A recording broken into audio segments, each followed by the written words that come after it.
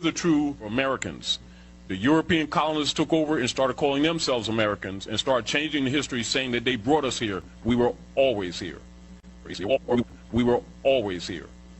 You've got pyramid kuntas in Central South America that are older than the pyramids in Giza in Misraim that the people call Egypt. Older.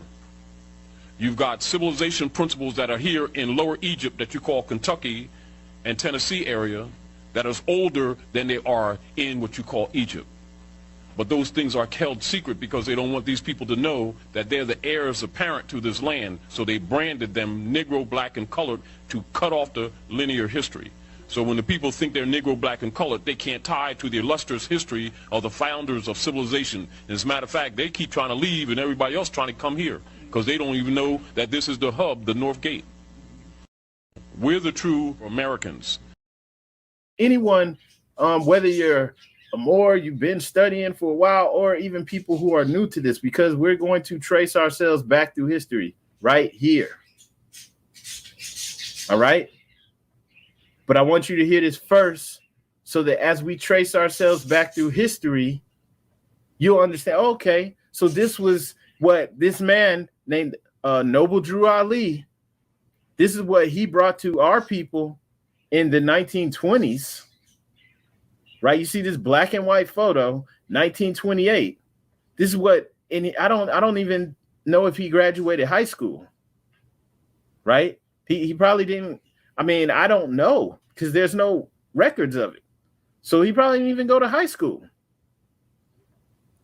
And yet, this is the information and the understanding that he's bringing to our people that, hey, you know, this is who our ancestors are. And that they've been over here, even in the Americas, since before the earthquake that caused the Atlantic Ocean. He's letting people know that the rivers are man-made. The Nile River was dredged and made by the ancient pharaohs of Egypt in order to trade with the surrounding kingdoms. Also, the Niger River was dredged by the great pharaoh of Egypt in those ancient days for trade, and it extended eastward from the river Nile, westward across the great Atlantic. It was used for trade and transportation. That extending westward across the great Atlantic. This may explain why within the Atlantic Ocean, right, you have the ocean streams, these underwater river currents. And so the sailors, they knew this. I mean, they still know it today, to get on that current, and it'll ride them to their destination faster. It'll get them to where they're going faster. So there's underwater river currents in the ocean. And so he's saying that this is man-made. And so this river was created. And when the earthquake happened, which caused the great Atlantic, it just stretched across this gap, you know, that was filled in by the water. That became the Atlantic Ocean. It was still there. The river's still there. It's just underwater now. And it was used for trade and transportation. So trade was taking place not only within the huge continent of Africa, but also across the Atlantic with the Americas. And this is why you will have corn, right, being talked about in ancient Egypt.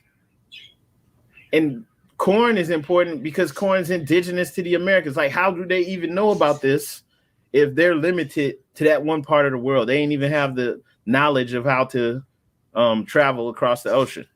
How would they know about corn?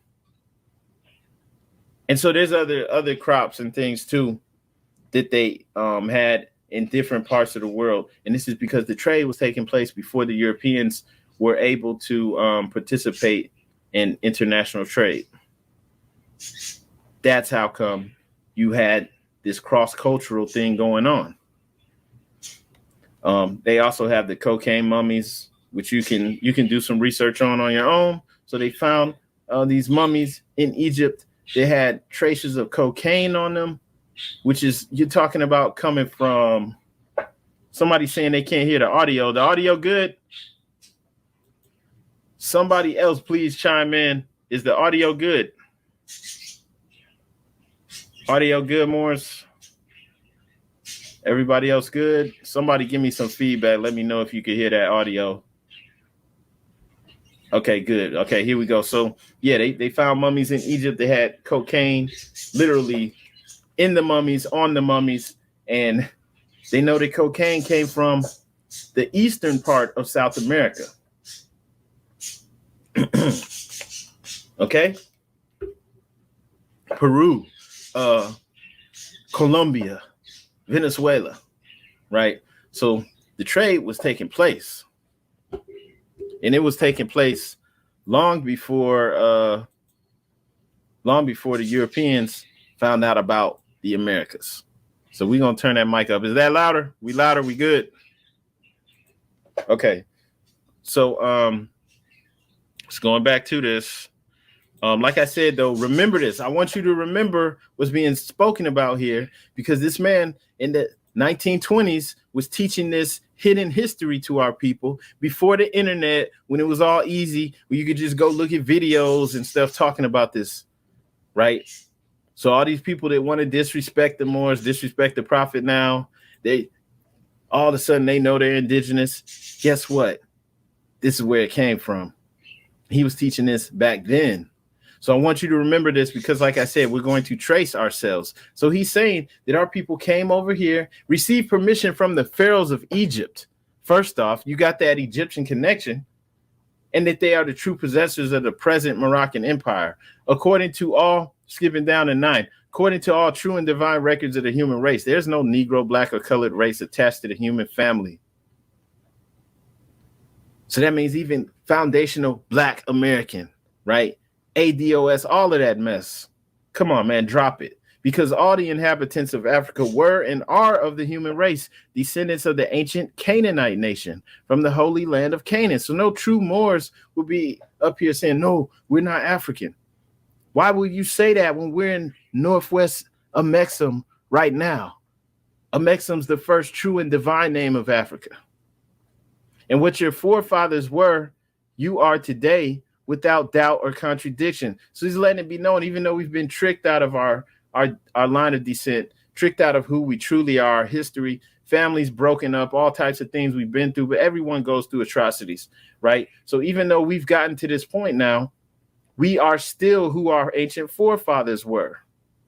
That's who we still are today, without doubt or contradiction. And this is why he can declare our nationality, declare our independence, our nation, and be unimpeded upon. We have an Islamic nation state right here. It's in disarray, but it's coming together. And this is why we can do this unimpeded upon. Nobody can stop us. We don't have to stay in a slave, semi-human status just because some people don't want us to rise up. They can't do nothing to stop us. We have that human right. Basic rights that was even declared in the United Nations UN DRIP, the UN Declaration on the Rights of Indigenous Peoples. Every people has the right to self-determination, unimpeded upon by others, including colonizers, right? You can't keep them in that status forever. So we had a right to do this. Nobody can impede upon it. And just so you can see a visual of what's discussed in that chapter 47 about our people being in here. If you look on the right, where you see an example of how North and South America fit into Europe and Africa, right? Just for that visual, saying that our people, right, were here, the Dominion were over here in North, South, and Central America, Mexico, and the Atlantic Islands before that great earthquake which caused the Atlantic Ocean. There was a newspaper article a few years ago, I think it was New York Times, where it was saying that they have like geological surveys and studies that show that New Jersey used to be connected to Morocco. New Jersey. Okay, and you see on this map depiction on the right how it fits in there. Okay, I just wanted to show that, just to show, that this is just explaining how that happened. Even on here, you see where the purple line is the Nile River, and you see this other purple line on the right is the Niger River, and how the Niger River potentially used to connect to the Amazon River. So when it split apart, those ocean currents that you see that are in the Atlantic, right? It's still connected to this day. All right. So the Moroccan Empire is northwest of Maxim, which you could say is Northwest Africa, and that's true because you have Morocco, and now Trump recognized the sovereignty of Morocco over this new nation they created called Western Sahara. So you have all that. Plus you have Mauritania. Mauritania is over there, Northwest Africa, where the Atlas Mountains are. So on one hand, that's all part of the Moroccan Empire. But on the other hand, right, we came over here and we are of this same line of descent. And so the Moroccan Empire is right here where we are. But want to go back on to go back into the history. Right now, what you're seeing just on the screen, like on the left, you see the three noblemen. Okay. And I can't remember the book that I first saw this picture in, where you had these three Incan noblemen. But the first time I ever saw that, right, and I'm like, wow, like, you know, they don't look like what you usually see as indigenous people. And it said that they were Inca noblemen, which Incan, that means you're talking about the indigenous people from Peru. And it said that they were Incan noblemen and that they must have been escaped slaves. Like that was in this book that I saw a long time ago. I wish I could still have it because that doesn't even make any sense. Like how would escaped slaves rise up to become nobility within the indigenous people, right? Because, you know, to be of the nobility class, you have to know your lineage. That's one of the things that makes people of that lineage of a noble class, that they know their lineage. To be there was this one book from Voltaire that I read years ago, and it's funny because they had a story about a European lady who was sold into slavery by the Moors, but she was speaking on how there was a guy she wanted to marry and she couldn't marry him because he could only go back like 3 generations. So obviously she was of a higher class than him, right? She was of noble class because she could go back like 20 or 30 generations. All right. So there's no way. I mean, I'm not saying that people can rise up from slavery in different times in history, just saying that this is the reason people would put that image on us is because they associate Negro, Black with slavery. So these are Incan noblemen, right? And they're of African descent, obviously.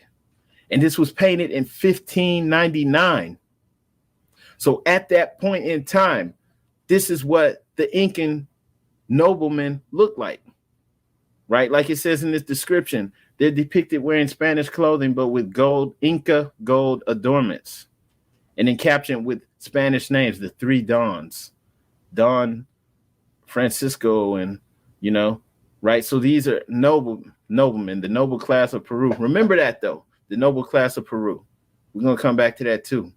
You see this also, this is on the right. It's just a section of a longer painting showing like the lineage of descent of the kings of Peru. And so this is the last indigenous king of Peru. And then the one on the right of him is the first Spanish king of Peru, right? So you got Ato Paul, Inca, and then you got Carlos Quinto, who was Spanish. And I mean, the quality's not good, but you can see they both look alike, right? Why?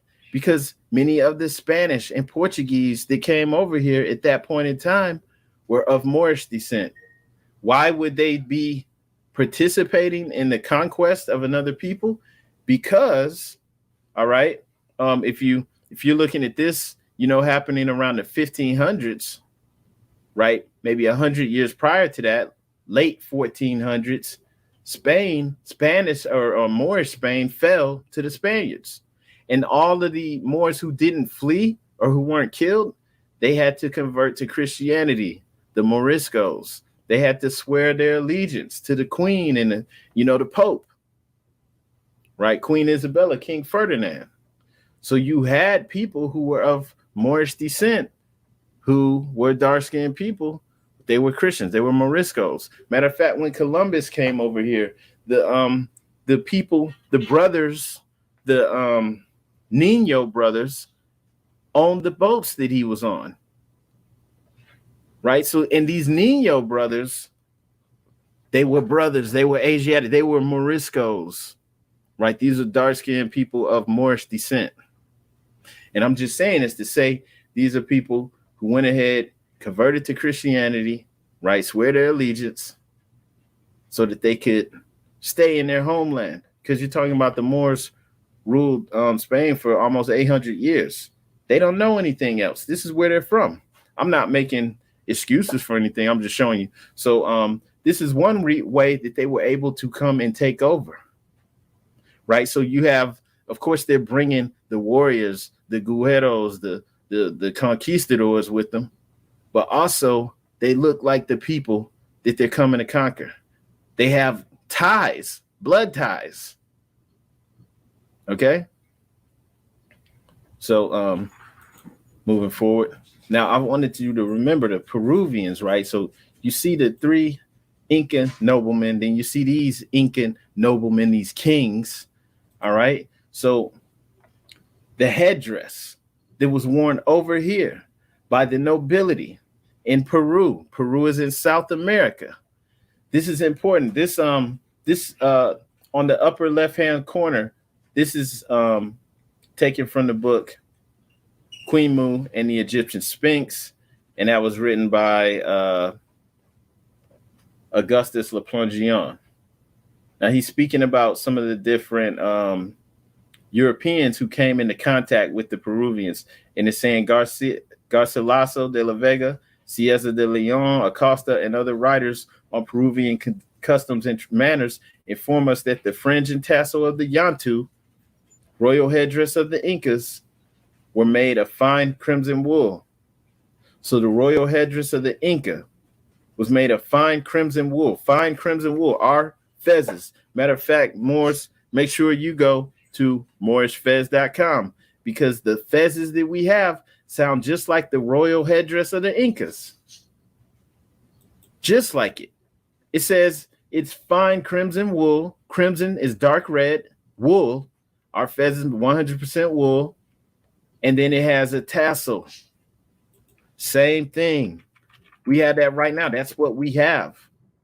And so when you're looking at this, you're talking about the nobility of Peru was wearing the same thing that our prophet returned to us. This is not a joke.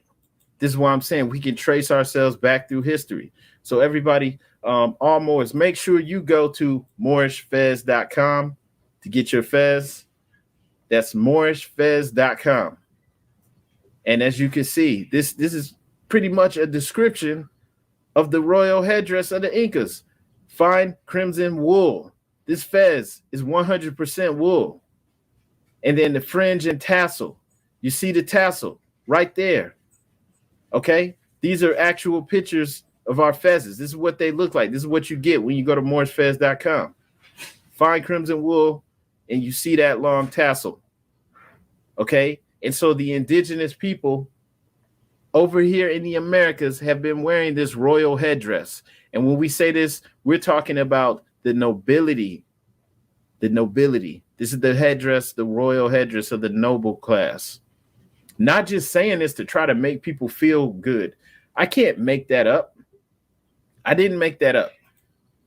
Right? So you see the example. If you want to, you can get that book, Queen Mu and the Egyptian Sphinx. If you want to know more about it, the guy who wrote it, Augustus Le Plongeon, this is somebody who spent years in the Yucatan, years in Central and South America doing physical excavations. He actually taught himself the languages, learned the hieroglyphs that the Mayans and Olmecs were using, right? So this isn't just like some, crazy talk. And this guy, the stuff that Augustus Le Plongeon was writing, these books were being eaten up by the Rosicrucians. Right? They couldn't wait to get a hold of his material because he was doing the physical work to make the connections and understandings that they needed. Right? And so that was just the Peru, the noble class in Peru. But then if you look over here in the upper right-hand corner, you see this Egyptian statue. And once again, the noble class in Egypt were wearing the fez. That's a fez. I'm just so glad that the color was retained because it's dark red. Once again, go to morrisfez.com to get your fez. What are our fezes? Dark red. 100% wool, just like that. You see this carved in stone. Same color as the fez that I have on my head. Okay? You're looking down here in the left-hand corner. You see the the Easter Island heads. So there's these things are tall and they weigh several tons, right? And then they made sure on some of these statues or many of the statues that they actually carved this headdress on them, right? And then it's like red volcanic rock. So this is something that we've been doing. And the prophet returned this to us. And this is why it's important for us to come online and come into being who we truly are, because this is holding back the entire world, right? It's time for these lies to come down. You also see an example with the Olmec head. So with the Olmec heads, you had some that had straight up cornrows in their hair. Then you have some wearing what looks like a headdress with tassels and then possibly a turban wrapped around the bottom. Okay. And then if you know who you are, you can go back and trace yourself through history.